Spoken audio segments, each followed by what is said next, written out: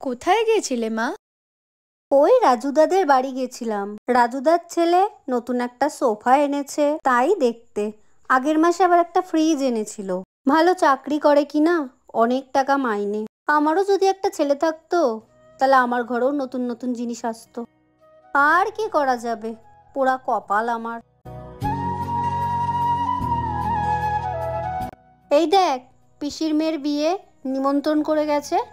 এটা কিনলাম, কেমন হয়েছে রে? হুম, ভালো।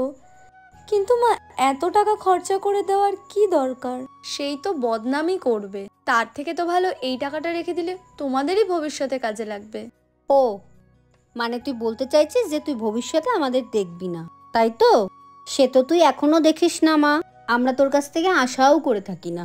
যদি একটা ছেলে থাকতো, তার থেকে নয় আমরা আশা করতাম। তোকে দেখানোই আমার ভুল হয়েছে।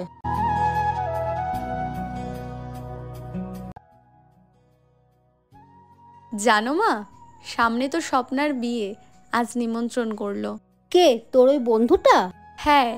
তা ছেলে কি করে? বললো মনে হয় সরকারি চাকরি। হ্যাঁ, তাহলে তো ভালোই। শোন মা, তুই একটা সরকারি চাকরিওয়ালা ছেলের সাথেই বিয়ে করবি, কারণ তুই তো কিছু করিস না তেমন। আর বুড়ো বয়সে যদি তোর বর আমাদেরকে একটু দেখে। আমার তো আর কোনো ছেলে নেই। মা, এগুলো তুমি কি বলছো? আজ আমি কম ইনকাম করি বলে তুমি আমাকে এইরকম ভাবে বলতে পারো না। আর আমি তো বাড়িতে বসে থাকি না, যা পারি চেষ্টা করি। হ্যাঁ, হয়তো অনেক কম টাকা ইনকাম করি, তাতে তোমাদের শখ আহ্লাদ পূরণ করতে পারি না আমি, কিন্তু চেষ্টা তো করি। দেখ মা, ওসব চেষ্টা করে কিছু হয় না, ঠিক আছে? একটা সরকারি চাকরিওয়ালা ছেলেকে বিয়ে করলে তোর জীবনটা ভালো থাকবে।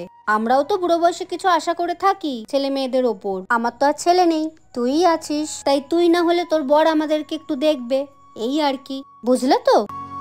জীবনে সফল হওয়াটা খুব জরুরি। ছেলে হোক বা মেয়ে, সফল হতে না পারলে বাবা মার কাছেও কোনো দাম থাকে